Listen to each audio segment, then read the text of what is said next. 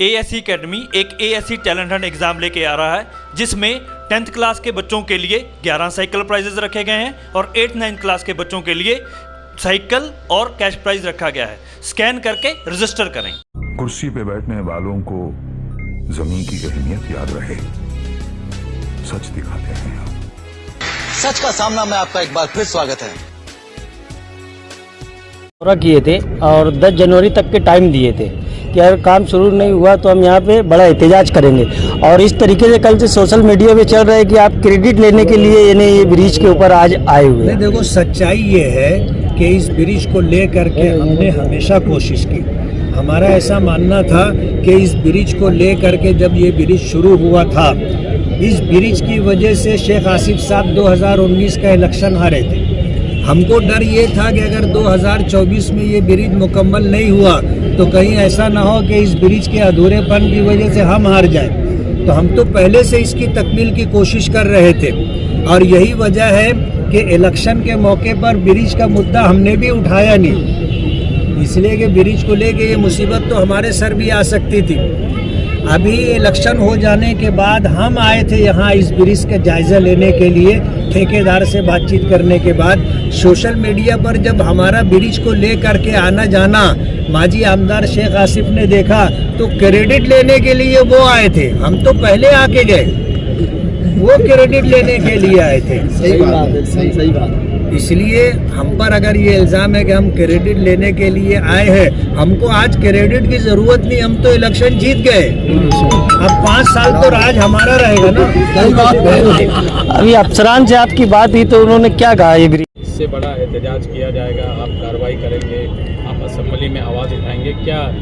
हमारा प्रोग्राम ये है, हम कारपोरेशन का और उनके अफसरान का घेराव करेंगे। जाहिर बात है ठेकेदार का हमारा मामला नहीं है, ये ठेकेदार का और कारपोरेशन का मामला है।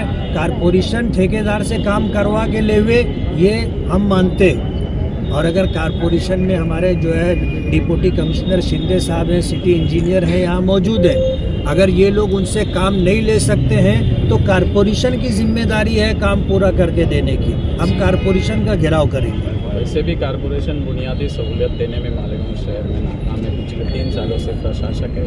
कल एक एहतजाज, ज़बरदस्त एहतजाज हुआ, एक आदमी की जान जाते जाते बच गई, तो क्या नहीं, हमको भी उसी रास्ते पे जाना पड़ेगा। शायद फिर कारपोरेशन में प्रशासक कहो, अफसरान कहो, उनकी आँख खुलेगी। 8 दिन कारपोरेशन के जरिए जो भी काम शुरू हो रहा है वो नहीं है, क्या बात?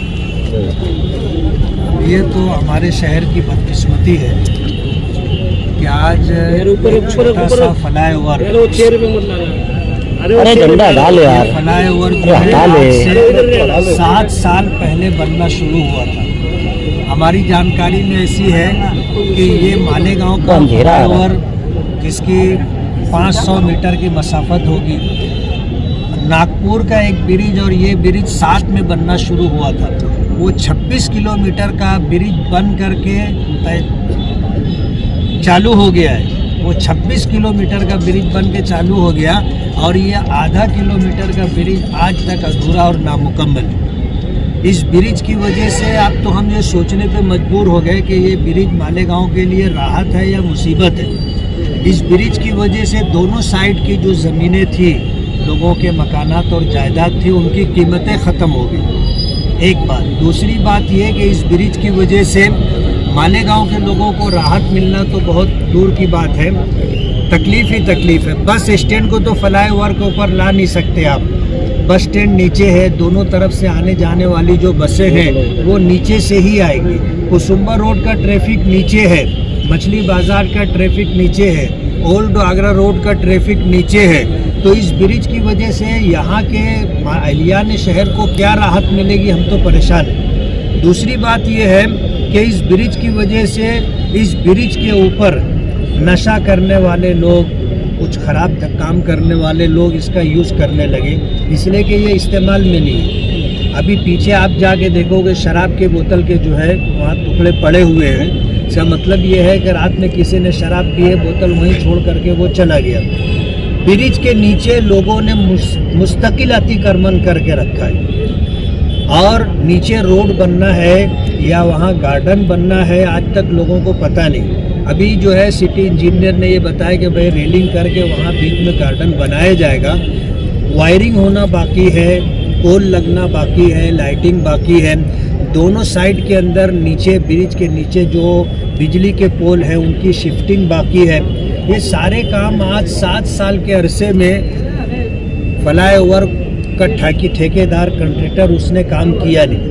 अभी सिटी इंजीनियर ने हमें ये बताया कि उनको 52 नोटिस दिया जा चुका है और अभी जो है 53वीं नोटिस उनको दी गई है। मैं हैरान हूँ कि इतनी सारी नोटिस देने के बाद भी अगर काम नहीं हो रहा है तो या तो हम लोग काम करने के अहल नहीं हैं या कारपोरेशन के सारे ऑफिसरों को घर बैठ जाना चाहिए। अगर ऐसा रहेगा तो जाहिर बात है ठेकेदार लोग तो मनमानी कर रहे हैं। आप एक पेपर नोटिस दे देते हो, उसके बाद जो है आप उसकी अमल बजौनी नहीं कर पाते, तो फिर नोटिस देने का मतलब क्या हुआ। अभी ये फ्लाईओवर नामुकम्मल है, 7 साल का अरसा हो गया।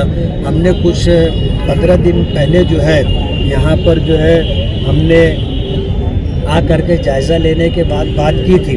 ठेकेदार ने, मैंने, कमिश्नर साहब ने दोनों से बात की। ठेकेदार ने आज से 1.5 महीना पहले 15 दिन का टाइम लिया था कि 15 दिन में मैं मुकम्मल कर दूंगा, लेकिन आज 1.5 महीने से ज़्यादा अरसा गुजर गया। उसने काम जो है अब शुरू किया है, कब तक मुकम्मल करेगा पता नहीं। इसी बात को लेकर के हम लोग यहाँ आए थे, कारपोरेशन के ऑफिसरान, सिटी इंजीनियर।